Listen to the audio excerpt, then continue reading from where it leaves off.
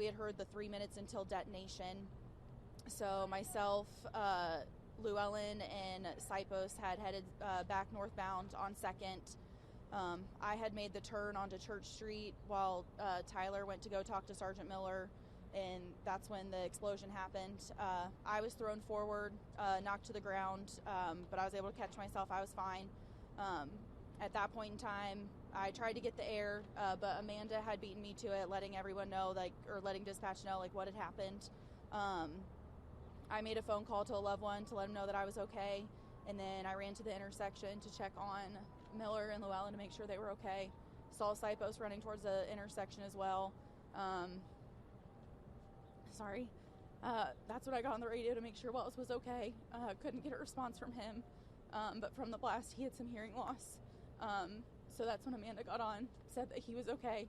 So I was just trying to make sure all of our people were okay, and then going from there, trying to figure out what was the best course of action to keep everyone that was either in the immediate blast area that we weren't able to evacuate, or anyone that was coming in, and how to best keep them safe. As I'm getting ready to walk toward them, walking back toward the RV, and this might not be politically correct, but this is my truth. I literally hear God tell me to turn around and go check on Topping, who was by herself down on Broadway. And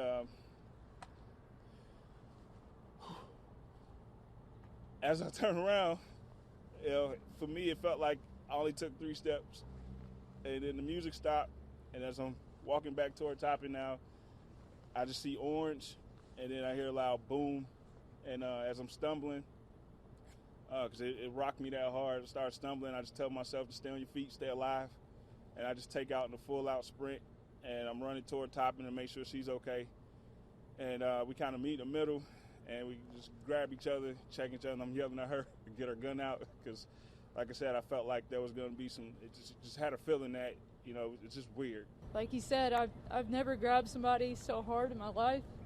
I grabbed him, he grabbed me, and we just ducked into a doorway because we didn't know what was coming afterwards. And I'll never forget the window shattering after the blast all around me. It kind of looked like a big prop from a movie scene, all the glass breaking at once. It hit me all over. But just being able to hold him and grab him, and then the first thing I could do is, you couldn't hear anybody at first. It scared the heck out of me, but just 423, there's been an explosion, and sent multiple medics because I didn't know what we had. And I was so scared that I just lost my entire detail because I didn't know where they were. I just saw them pass by it. So after that, we just, made sure that we felt a little bit safe enough to go back and regroup. And luckily I heard everybody on the radio. And by the time we made it back outside after the last building we had checked, it was down to 3 or 4 minutes, I believe. At that point, we decided to work our way back up 2nd Avenue northbound. We had decided, like Officer Wells said, to get our heavy plates on, to prepare for whatever might come after the countdown ended. At that point, I made it back up to Church Street. I rounded the corner to head towards 1st Avenue where my car was parked. I'd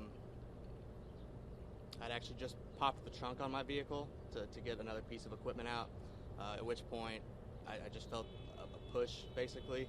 I was thrown into the trunk a little bit, turned around to see just a very orange sky, a lot of smoke, at which point I ran back towards 2nd Avenue North, as all the other officers did. Just wanted to make sure all the officers that I knew were in the area were safe. Overall, I don't know for what reason the gentleman or female, whoever it was that actually did this, gave the notice. I'm just grateful that we actually had time to try and help people clear out. I saw that gentleman. Gut instinct told me go get him and tell him to get inside, get his family, get out. And overall, I did that, and I'm just grateful that none of the shrapnel or anything like that hit me, him. I'm a big dog lover, so is dog too. So just very grateful that no one was seriously hurt. So I feel very lucky to be alive. say hello to my family, say I'm uninjured, as well as all the other officers. I'm very grateful for the quick response from fellow officers, NFD, and everyone else. The person of interest,